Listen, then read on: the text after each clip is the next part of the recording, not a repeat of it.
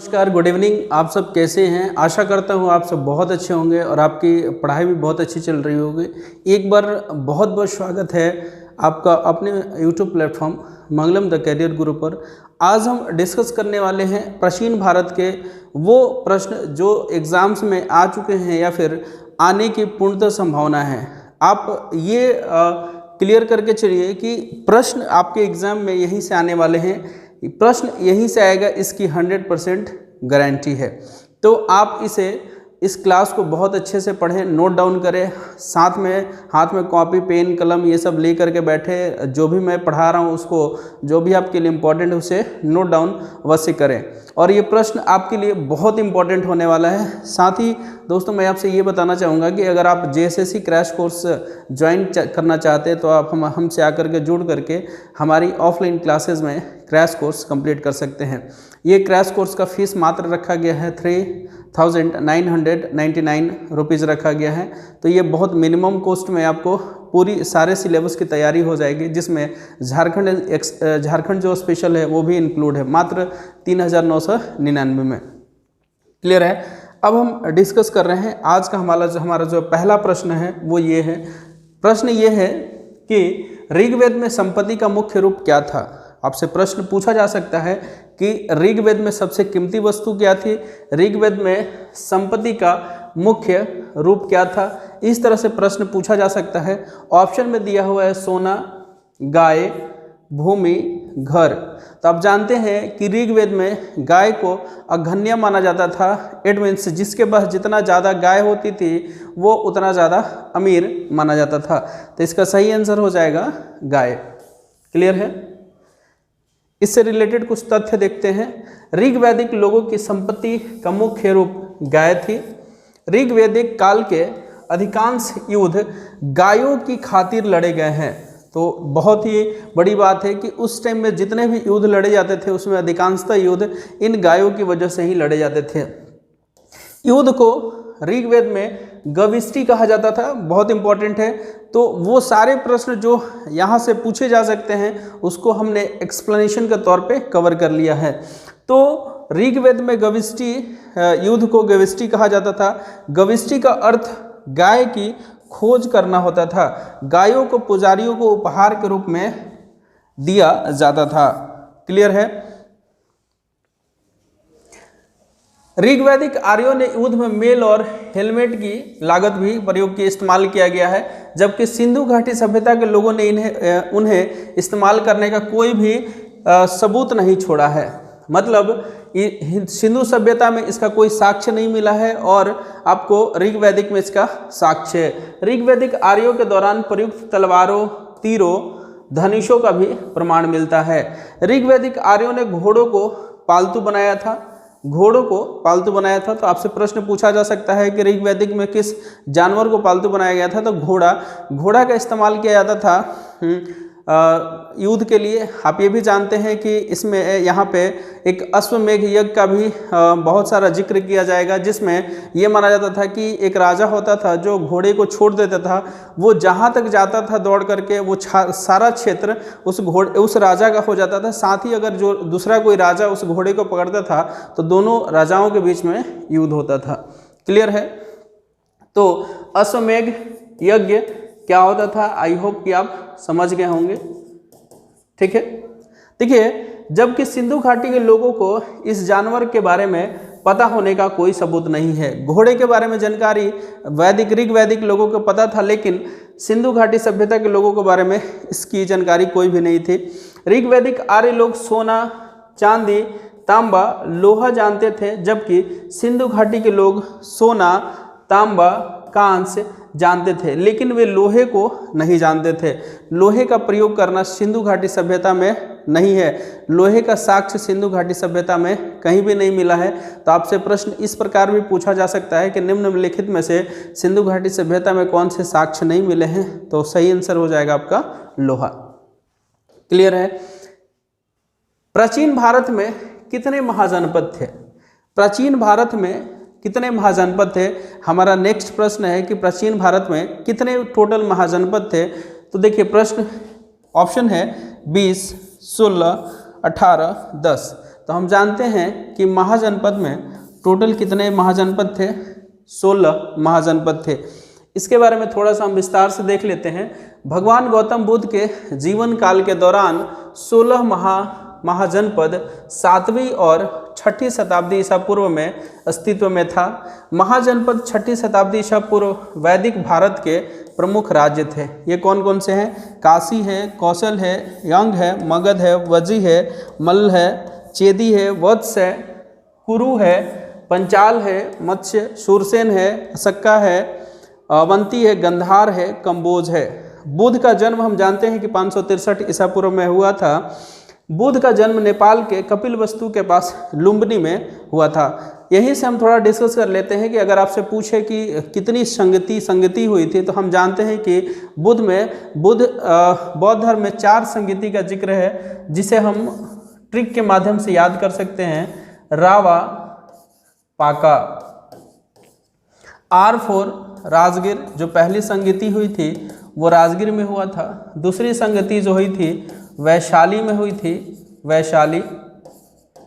तीसरी पाटलिपुत्र में हुई थी, पाटलिपुत्र। और चौथी कुंडलवन में हुआ था, कुंडलवन में हुआ था। नेक्स्ट प्रश्न हम देख रहे हैं। अगला प्रश्न हमारा क्या है? तो अगला प्रश्न आपके सामने है और इसमें है कि इनमें से किस शासक ने शुंग वंश की स्थापना की थी। आपसे अगला प्रश्न पूछा जा रहा है कि किस शासक ने शुंग वंश की स्थापना की थी। ऑप्शन है अग्निमित्र, पुष्यमित्र, भागभद्र, देवभूति। तो हम जानते हैं कि शुंग वंश की स्थापना पुष्यमित्र शुंग के द्वारा किया गया था। तो इसके बारे में एडिशनल कुछ चीज़ें हम डिस्कस कर लेते हैं। शुंग वंश की स्थापना पुष्यमित्र शुंग ने किया था। पुष्यमित्र शुंग एक ब्राह्मण था। हम जानते हैं कि पुष्यमित्र शुंग एक ब्राह्मण था। पुष्यमित्र शुंग अंतिम मौर्य राजा बृहदर्थ के सेनापति थे। तो यहाँ से एक और चीज़ आ गया कि मौर्य वंश का अंतिम शासक कौन था, तो बृहदर्थ था। ठीक है, उन्होंने 184 ईसा पूर्व में बृहदर्थ की हत्या करके वो नए राजा के तौर पे निर्वाचित हुए थे। पुष्यमित्र ने कई अशोक स्तूपों और शिलालेखों को नष्ट कर दिया था। अग्निमित्र पुष्यमित्र का पुत्र था। अग्निमित्र पुष्यमित्र का पुत्र था। भागभद्र अग्निमित्र का पुत्र था और देवभूति भागभद्र का पुत्र था। आई होप कि ये चीज़ें आपको समझ में आ गई होगी। ठीक है, नेक्स्ट। तो हमारा नेक्स्ट प्रश्न ये है कि भारत में पाषाण काल के बारे में निम्नलिखित कथनों पर विचार कीजिए। 3 कथन दिए गए हैं, आपको बताना है कि इनमें से कौन से कथन सही हैं और कौन से कथन गलत हैं। पहला कथन कहता है कि विभिन्न अवधियों को पत्थर के औजारों के प्रकार और तकनीकी के आधार पर पहचाना जाता है। दूसरा कहता है कि विभिन्न अवधियों में उपकरण के प्रकार और तकनीकी में कोई क्षेत्रीय भिन्नता नहीं होती है। तीसरा कहता है कि विभिन्न अवधियों के पाषाण काल की संस्कृति एवं निकटतम एक रखीय शैली में समान रूप से विकसित हुए। उपरोक्त दिए गए कथनों में से कौन सा सही है? तो ऑप्शन में है केवल 1 और 2, केवल 3, केवल 1, 2 और 3। तो इसे हम पहले डिस्कस कर लेते हैं, फिर उसके बाद हम आंसर पे जाएंगे। देखिए क्या रहा है कि पाषाण काल मानव द्वारा औजारों के उपयोग द्वारा परिभाषित एक अवधि है। पाषाण काल को 3 भागों में विभाजित किया जाता है, अर्थात पूरा पाषाण जिसे हम पुरानी पाषाण काल बोलते हैं, मध्य पाषाण काल और नवपाषाण, नया पाषाण काल। पूरा पाषाण काल जो है, पूरा पाषाण काल अवधि में विकसित हुआ था। रॉबर्ट ब्रूस फुट 1863 में, बहुत इंपॉर्टेंट है, रॉबर्ट ब्रूस फुट 1863 में भारत में पूरा पाषाण काल की खोज करने वाले पहले व्यक्ति थे। इस अवधि के औजार कठोर पत्थर क्वार्टाजाइट से बने थे और इसीलिए इस काल के लोगों को क्वार्टाजाइट मैन कहा जाता है। क्लियर है? पूरा का अर्थ होता है पुराना और पाषाण का अर्थ होता है पत्थर। ये आप जानते हैं, पूरा का अर्थ होता है पुराना और पाषाण का अर्थ होता है स्टोन, पत्थर। मूल रूप से यह शिकार और भोजन एकत्र करने की संस्कृति थी। तो यहाँ पे लोग फूड को गैदर करते थे, जानवर की हंटिंग करते थे, फिर वहाँ से फूड प्राप्त करते थे। क्लियर। मध्य पाषाण काल, यह पूरा पाषाण काल और नव पाषाण के बीच का संक्रमण काल है। मध्य पाषाण औजार काल की मुख्य विशेषताएं हैं। कालाइकल 1866 में विंध्यन रॉक शेल्टर से मध्य पाषाण की खोज करने वाले पहले व्यक्ति थे, इसीलिए इसे मध्य पाषाण काल कहा जाता है। शिकार, मछली पकड़ना और भोजन एकत्र करना इनके मुख्य कार्य थे। नव पाषाण काल की ली मेशुरियर ने उपकरण की खोज की और नव पाषाण काल के कार्यान्वयन को लागू किया। क्लियर है। ताम्रपाषाण युगीन संस्कृति को भी वी गार्डन चाइल्ड द्वारा परिभाषित किया गया था। कृषि, पशुओं का वर्चस्व, परिष्कृत और कटे फूटे पत्थर और औजार इस काल की प्रथा थी। आई होप कि ये चीज़ें क्लियर हो गई होगी। ठीक है। नेक्स्ट प्रश्न हम देख रहे हैं। हमारा नेक्स्ट प्रश्न है कि सिंधु घाटी सभ्यता में निम्नलिखित में से कौन सा सही कथन है। सिंधु घाटी सभ्यता में निम्नलिखित में से कथन कौन सा सही है। हड़प्पा रावी तट पर स्थित है और मोहनजोदड़ो सिंधु नदी के तट पर स्थित है। दूसरा ऑप्शन कहता है कि चनहुदड़ो और कालीबंगन दोनों वर्तमान राजस्थान की सीमाओं के भीतर स्थित है। और तीसरा कहता है कि सूरकोटदा और धौलावीरा दोनों गुजरात के कच्छ क्षेत्र में स्थित है। और चौथा ऑप्शन है कि लोथल स्थल नर्मदा नदी के तट पर स्थित है। तो इसे हम जानेंगे इसका आंसर। पहले इसके बारे में थोड़ा हम डिटेल से देख लेते हैं। तो देखिए इसका सही आंसर क्या है। सही आंसर है हड़प्पा जो है रावी नदी के तट पर स्थित है, मोहनजोदड़ो सिंधु नदी के तट पर स्थित है।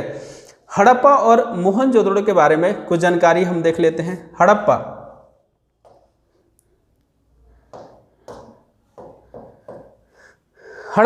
रावी नदी के तट पर स्थित है, जबकि मोहनजोदड़ो सिंधु नदी के तट पर स्थित है। क्लियर है। हड़प्पा की खोज दयाराम साहनी ने 1921 में की थी, यह पंजाब के क्षेत्र में है। मोहनजोदड़ो की खोज 1922 में रखालदास बनर्जी ने की थी, यह सिंधु क्षेत्र वर्तमान पाकिस्तान में है।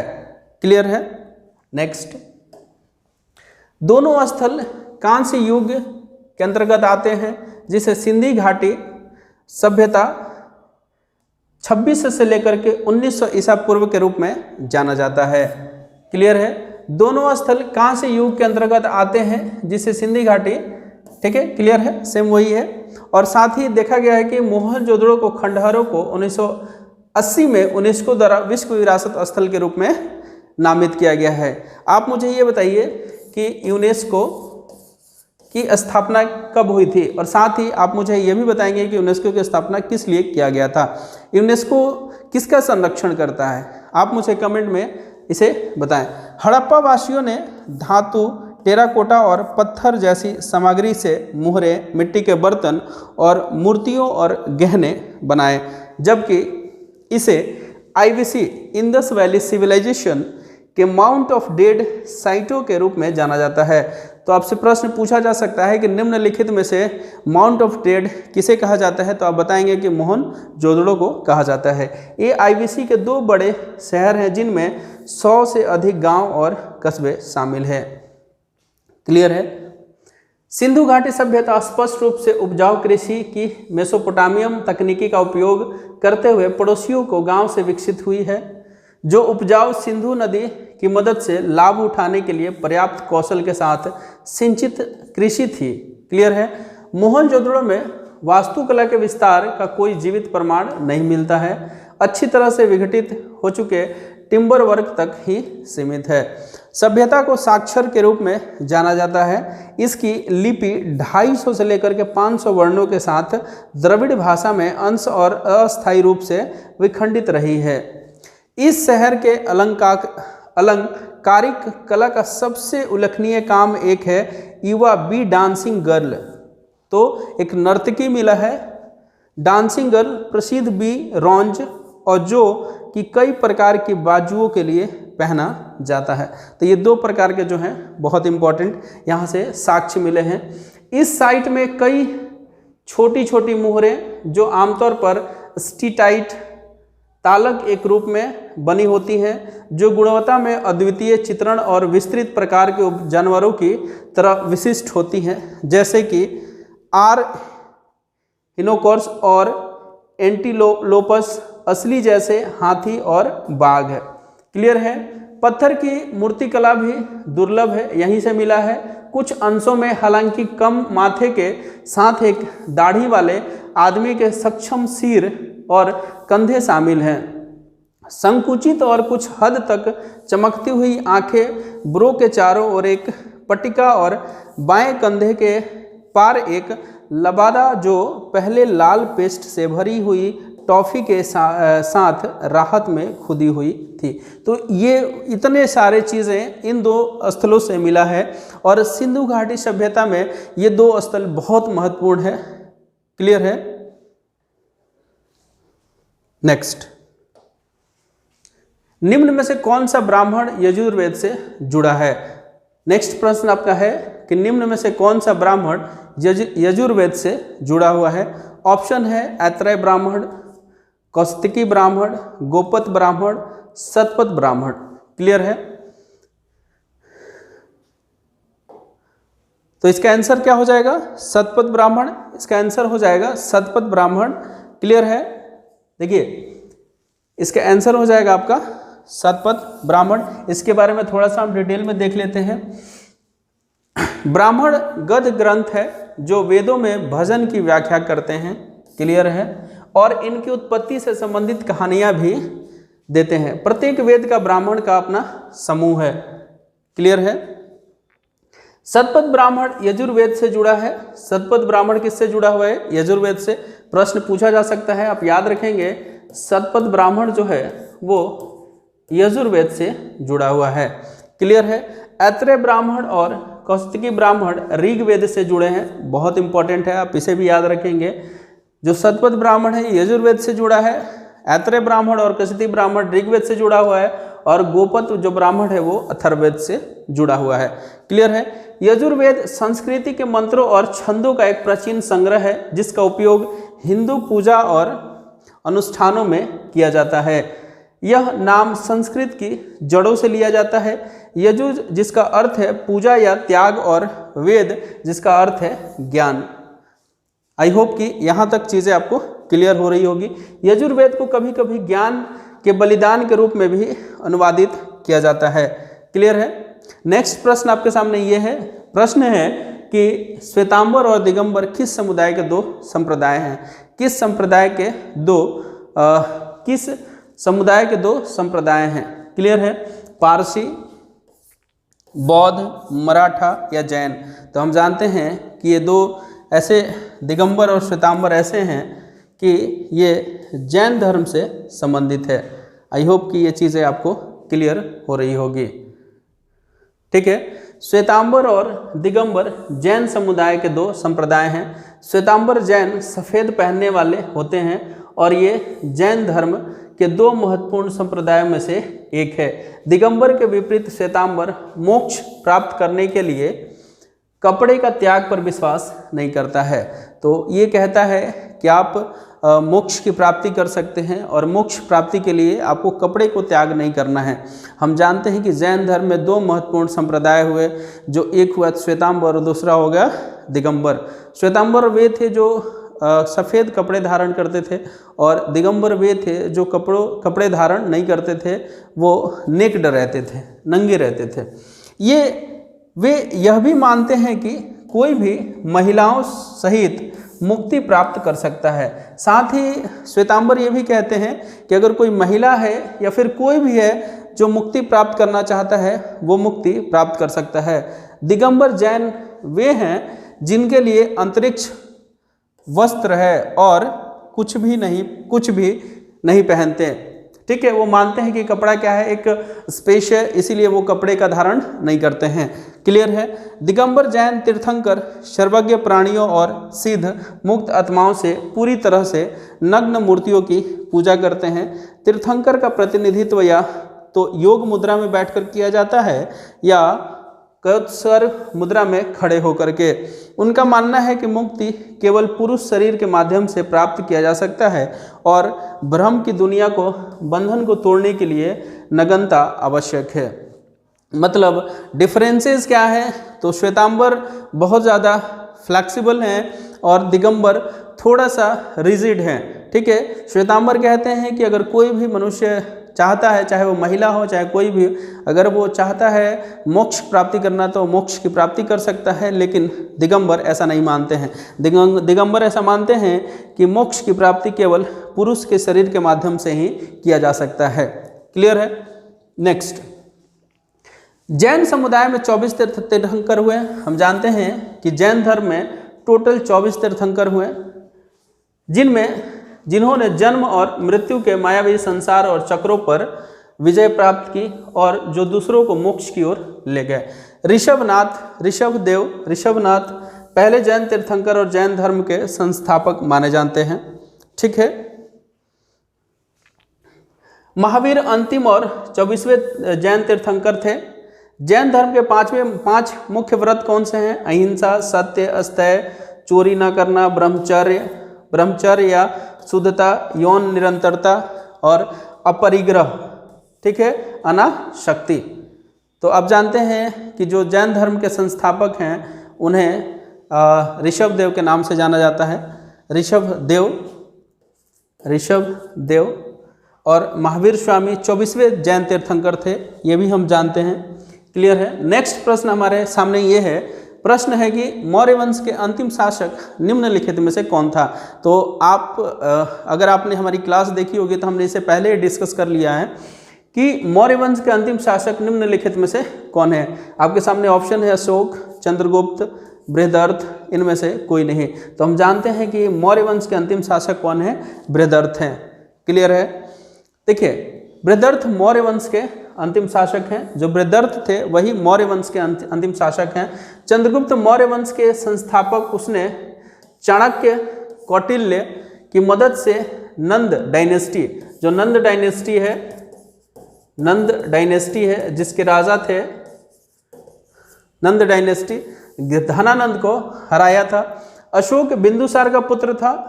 अशोक जो था वो बिंदुसार का पुत्र था। मौर्य साम्राज्य के सबसे महान शासकों में से एक था। अशोक ने कलिंग की लड़ाई लड़ी थी। और आप जानते हैं कि ये यहाँ इतना ज़्यादा ब्लड शेड हुआ था जिसकी वजह से जो अशोक था उसने जो युद्ध नीति को छोड़ करके धर्म नीति को अपना लिया था और इसी के एवज में उसने बहुत सारे अभिलेख बनवाए थे और उसमें उसने धर्म प्रचार भी करवाया था। और कलिंग का ही युद्ध है जिसमें उन्होंने युद्ध नीति को त्याग दिया था। बृहदर्थ की हत्या पुष्यमित्र शुंग ने की थी। पुष्यमित्र शुंग बृहदर्थ के ब्राह्मण सेनापति थे। पुष्यमित्र शुंग ने शुंग वंश की स्थापना की थी। आई होप कि यहाँ तक चीज़ें आपको क्लियर हो गई होगी। अब देखिए, चाणक्य, जिन्हें हम विष्णुगुप्त के नाम से भी जानते हैं, कौटिल्य के नाम से भी जानते हैं, इन्होंने अर्थशास्त्र लिखा था की मदद से चंद्रगुप्त मौर्य ने धनानंद को 322 ईसा पूर्व को हराया था और मौर्य राजवंश की स्थापना कर दी थी। क्लियर है। चाणक्य ने चंद्रगुप्त मौर्य और उनकी सेना को मगध का सिंहासन संभालने के लिए प्रोत्साहित किया था। उनके विशाल साम्राज्य में बिहार, बंगाल, दक्कन, आधुनिक केरल के तमिलनाडु और पूर्वोत्तर भारत के कुछ हिस्सों को छोड़ करके पूर्वी अफगानिस्तान और बलूचिस्तान, सिंधु नदी का पश्चिम क्षेत्र शामिल किया। तो हम जानते हैं कि जो चाणक्य थे, एक्चुअली हुआ ये था कि चाणक्य, चंद्रगुप्त जिनका मौर्य तो अपनी माता के नाम से वो बना था, जिस वंश की वो थी उन्होंने उसी का अपना वंश का नाम रख लिया था। तो हुआ ये था कि जो चंद्रगुप्त थे वो कुछ अपने दोस्तों के साथ उनका नेतृत्व कर रहे थे, 10-12 लोग थे, उनका नेतृत्व कर रहे थे। उसी रास्ते से चाणक्य गुजर रहे थे जब वो दरबार में गए थे धनानंद के बताने के लिए कि सिकंदर का आक्रमण हुआ था।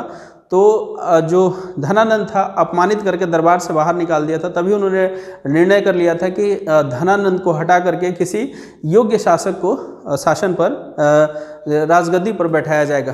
तो रास्ते से जैसे गुजर रहे थे उन्होंने देखा कि एक बच्चा जो है वो कुछ बच्चों का नेतृत्व कर रहा है। तो उनके दिमाग में ये चीज़ आया कि इतने कम उम्र में कोई किसी एक छोटी चीज़ों का नेतृत्व कर सकता है, तो ये बड़ा होगा तो ये पूरे साम्राज्य का भी नेतृत्व कर सकता है।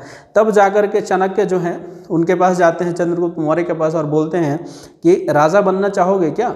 तो उन्होंने बोला कि क्या सर, क्या मजाक कर रहे हैं, जाहिर सी बात है आप जानते हैं कि इस तरह की वाक्य होगी तो किसी को भी बुरा लगेगा, किसी को भी थोड़ा सा अजीब सा लगेगा कि कोई आया मेरे सामने खड़ा होकर के कह रहा है कि राजा बनोगे क्या। तो ऐसा होता है। फिर वो मान जाते हैं। मानने के बाद वो जैसे जैसे जाते हैं वो चाणक्य रास्ता दिखा देते हैं, चंद्रगुप्त उस रास्ते पर चलते जाते हैं, और फाइनली चंद्रगुप्त जो हैं वो पूरे मगध का, पूरे मौर्य वंश का एक बहुत ही महान शासक बनते हैं, और वो उनका नाम पड़ता है चंद्रगुप्त मौर्य। क्लियर है? देखिए, चंद्रगुप्त मौर्य का उत्तराधिकार उसके पुत्र बिंदुसार ने किया था। बिंदुसार ने लगभग 25 से 26 वर्षों तक शासन किया था। उनका उत्तराधिकार विवादित रहा, जिसने अंततः भारत को अशोक नामक एक महान राजा दिया। अशोक कौन था? तो अशोक तीसरा और मौर्य शासक में सबसे महान शासक था। अशोक को अशोकवर्धन के नाम से जाना जाता है। अशोक को अशोकवर्धन के नाम से जाना जाता है। प्रिय, आप जानते हैं कि अशोक को देवों का प्यारा भी बोला जाता है, देवों का प्यारा भी बोला जाता है। और ये कुणाल सम्राट अशोक और रानी पद्मावती अशोक के उत्तराधिकारी वारिस के पुत्र थे। आई होप कि यहाँ तक चीज़ें आपको क्लियर हो गया होगा और आपको समझ में आ रहा होगा कि ये सारे वैसे प्रश्न हैं जहाँ से एग्ज़ाम में आना लाजमी सी बात है, 100% है कि यहाँ से प्रश्न आएंगे ही आएंगे। चलिए नेक्स्ट प्रश्न की ओर देखते हैं, और हमारा नेक्स्ट प्रश्न ये रहा आपके सामने। प्रश्न क्या है? तो पुष्यमित्र शुंग निम्न में से किस वर्ण से संबंधित थे? तो आपसे प्रश्न है कि पुष्यमित्र शुंग निम्न में से किस वर्ण से संबंधित है? ब्राह्मण वर्ण से, क्षत्रिय वर्ण से, वैश्य से या शूद्र से? हम जानते हैं कि उस समय वर्णों को 4 कैटेगरी में डिवाइड किया गया था। सबसे ऊपर में जो रहते थे वो थे ब्राह्मण, उसके नीचे रखा गया था क्षत्रियों को, उसके नीचे रखा गया था वैश्य को, और उसके नीचे रखा गया था शूद्र को। क्लियर है? ब्राह्मण मतलब ब्राह्मण का कार्य क्या होता था? पूजा पाठ करवाना। क्षत्रिय का काम क्या होता था? प्रोटेक्शन करना, रक्षा करना। और वैश्य का काम होता था व्यापार करना, और ये शूद्र का काम होता था इन तीनों जो ऊपर के वर्ण हैं उनकी सेवा करना। क्लियर है? तो आई होप कि ये चीज़ें क्लियर हो रही होगी।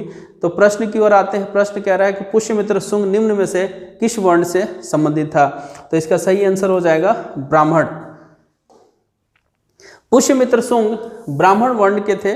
पुष्यमित्र शुंग अंतिम मौर्य शासक बृहदर्थ के सेनापति थे। पुष्यमित्र शुंग ने बृहदर्थ का वध किया था। उसने मगध साम्राज्य के सिंहासन पर शुंग वंश की स्थापना की थी। तो शुंग वंश की स्थापना कौन किया था? पुष्यमित्र शुंग ने किया था। पुष्यमित्र शुंग एक ब्राह्मण थे। पुष्यमित्र शुंग अंतिम मौर्य राजा बृहदर्थ के प्रमुख सेनापति थे। उन्होंने 184 ईसा पूर्व बृहदर्थ की हत्या की थी। पुष्यमित्र शुंग ने अशोक के कई स्तूपों और शिलालेखों को भी नष्ट किया था। अग्निमित्र पुष्यमित्र के पुत्र थे। भागभद्र अग्निमित्र के पुत्र थे, और देवभूति भागभद्र के पुत्र थे। आई होप कि इतना डिटेल में आपको मैं बता रहा हूँ कि हर चीज़ क्लियर हो रहा होगा।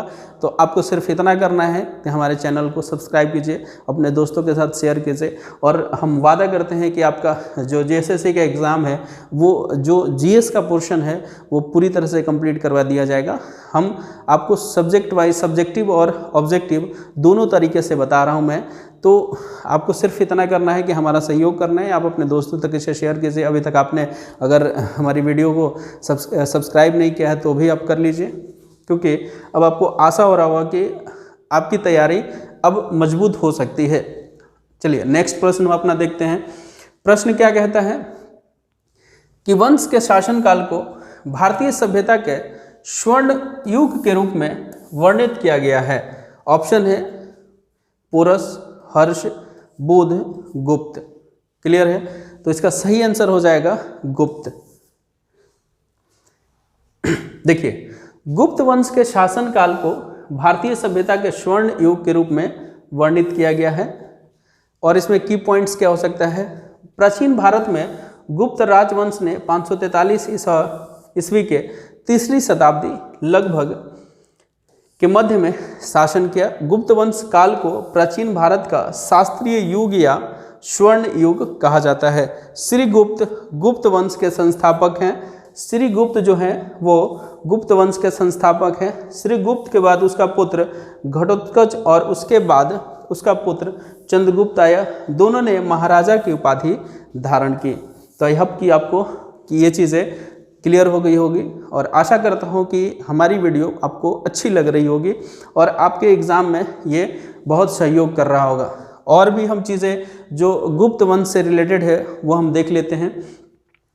चंद्रगुप्त मौर्य, चंद्रगुप्त मौर्य जिनका टाइम पीरियड है 319 से लेकर के चंद्रगुप्त प्रथम जिनका टाइम पीरियड है 319 से लेकर के 335 ईस्वी। क्लियर है? वह महाराजा धीराज की उपाधि धारण करने वाला पहला गुप्त शासक है। तो चंद्रगुप्त प्रथम क्या थे? महाराजा धीराज की उपाधि धारण करने वाले प्रथम राजा थे। उन्होंने 319 से 320 ईस्वी में गुप्त युद्ध की शुरुआत की थी। वह एक छोटी रियासत को एक महान राज्य बनाने में सफल रहे थे। उन्होंने मगध, साकेत और प्रयाग पर अपना अधिकार स्थापित किया था। उन्होंने सोने के सिक्के जारी किए थे। तो सोने के सिक्के जो जारी किए गए थे चंद्रगुप्त प्रथम के द्वारा किए गए थे। नेक्स्ट समुद्रगुप्त, और यहाँ से प्रश्न तो आता ही है, आप भी जानते होंगे। समुद्रगुप्त 335 से लेकर के 380 ईस्वी। समुद्रगुप्त चंद्रगुप्त प्रथम और कुमार देवी का पुत्र था। इलाहाबाद शिलालेख में उनकी बहादुरी और वर्णन की दरबारी कवि हीरासेन ने किया है। उन्होंने गंगा घाटी के राजाओं और दक्षिणी क्षेत्र के 12 राजाओं और 18 वन जनजातियों को हराया था। विसेंट स्मिथ द्वारा उन्हें इंडियन नेपोलियन कहा गया है। तो भारत का नेपोलियन किसे कहा जाता है? तो ये समुद्रगुप्त है। समुद्रगुप्त को भारत का नेपोलियन कहा जाता है। उन्होंने अश्वमेध यज्ञ भी किया था और हमने आपको बताया था कि अश्वमेध क्या होता है। वो चीज़ें आई होप कि आपको याद होगी। इसलिए उनका एक सिक्का उन्हें अश्वमेध यज्ञ पुनर्विषेक के रूप में संदर्भित करता है। छंदों की रचना करने के बाद उन्होंने कविराज भी कहा जाता है। तो आपसे सवाल पूछा जा सकता है कि निम्नलिखित में से कविराज की उपाधि किसने धारण की थी? तो वो आपके समुद्रगुप्त हैं। इन्हें ही कविराज के नाम से जाना जाता था। नेक्स्ट चंद्रगुप्त द्वितीय। चंद्रगुप्त प्रथम देख लिया हमने समुद्रगुप्त देख लिया जो जिसे भारत का नेपोलियन कहा जाता है। हम देख रहे हैं चंद्रगुप्त द्वितीय 380 से लेकर के 415 ईस्वी। ये समुद्रगुप्त और उसकी रानी दत्तावती के पुत्र और रामगुप्त के छोटे भाई थे। उन्हें विक्रमादित्य के नाम से भी जाना जाता है। क्लियर है? उसने चांदी के सिक्के जारी किए। उन्होंने सौराष्ट्र सहित अन्य प्रदेशों का विस्तार किया जिससे उन्हें पश्चिमी समुद्र तट मिला। उन्होंने 3 सत्राप राज्यों पर भी अधिकार कर लिया था और शक का नाश करने वाला शीर्षक धारण किया था। तो आपसे पूछा जा सकता है कि निम्नलिखित में से शकों का नाश किसके द्वारा किया गया था? तो आप याद रखेंगे वो थे चंद्रगुप्त द्वितीय। चंद्रगुप्त द्वितीय ने ही शकों का नाश किया था। उन्होंने शक राजा रुद्र सिंह तृतीय को हराया था और इस तरह सौराष्ट्र और काठियावाड़ को प्राप्त किया था। पूर्व और पश्चिम भारत के बाद चंद्रगुप्त द्वितीय ने उत्तरी शासकों को भी हराया था, जैसे हुण को, कंबोज, किरात इत्यादि। वह एक शानदार विजेता थे, सक्षम प्रशासक भी थे। उनके अन्य नाम जैसा कि सिक्कों में उल्लेख किया गया है, क्या क्या है? विक्रम है, देवगुप्त है, देवराज है, सिंहा वक्रम है, विक्रमादित्य है, सकरी है आदि शामिल है। उनके दरबार में 9 गहने या 9 नवरत्न थे। कला, साहित्य और विज्ञान के विभिन्न क्षेत्रों में प्रतिष्ठित 9 लोग थे ये, जिनमें से संस्कृत के महान कवि कालिदास, हरिसेन, अमर सिन्हा साहित्यकार थे, धन्वंतरी चिकित्सक थे शामिल थे। चीन के एक बौद्ध व्यक्ति फाहियान ने अपने शासनकाल के दौरान भारत का दौरा किया था। तो आपसे ये भी पूछा जा सकता है कि चंद्रगुप्त द्वितीय के दरबार में कौन आया था, तो आप बताएंगे ये चीनी यात्री था जिसका नाम था फाहियान। आई होप कि ये चीज़ आपको क्लियर हो गई होगी। कुमारगुप्त 415 से 415 ईस्वी, उन्होंने नालंदा विश्वविद्यालय की स्थापना की थी। वह भगवान कार्तिकेय के उपासक थे। तो आपसे पूछा जा सकता है कि नालंदा विश्वविद्यालय की स्थापना किसने की थी, कुमारगुप्त ने की थी। आप कमेंट बॉक्स में बताएं कि नालंदा विश्वविद्यालय को किसने तोड़ा था।